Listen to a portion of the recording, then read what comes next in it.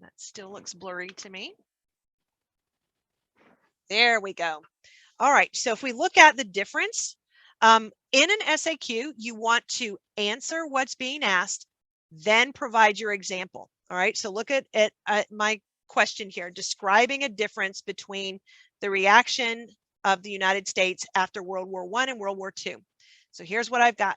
One difference between the U.S. reaction to events following World War I and World War II was the level of U.S. involvement in post-war international organizations. That's my answer. Now I've got to prove it. And so I need to have evidence of what they did after World War I and what they did after World War II.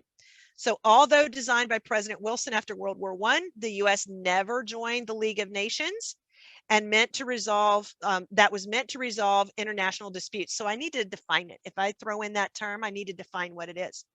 In contrast, notice what I've done there. So I've made it clear that this is showing a difference. In contrast, the U.S. did join the United Nations after World War II. And then I define it, an organization also intended to maintain world peace.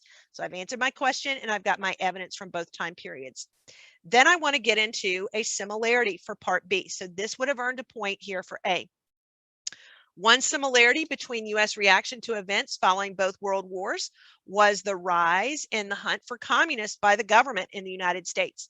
I need to prove it. So I need to show where they were hunting communists after World War I and after World War II. The Red Scare following World War I included events like the Palmer raids, in which the government conducted extensive searches for businesses for evidence of communist activity among the people. A similar rise in communist fears being investigated can be seen in the wide-ranging hearings to find communist spies by the House Committee on Un-American Activities, or you might have used one of the spy cases. Now, again, you may have totally different evidence, and that is okay. All right. This is just an example, and these are student samples that College Board has.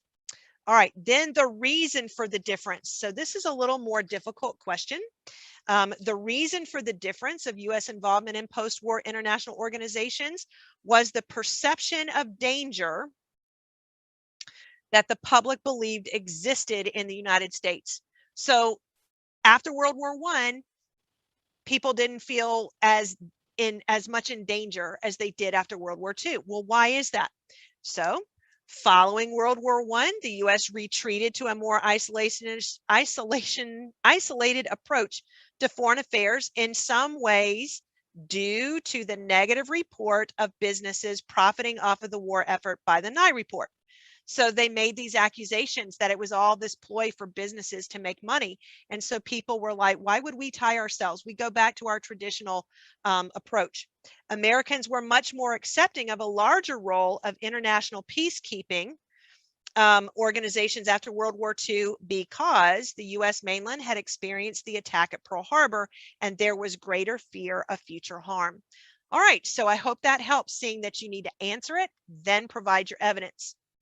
All right, the next question, we already looked at the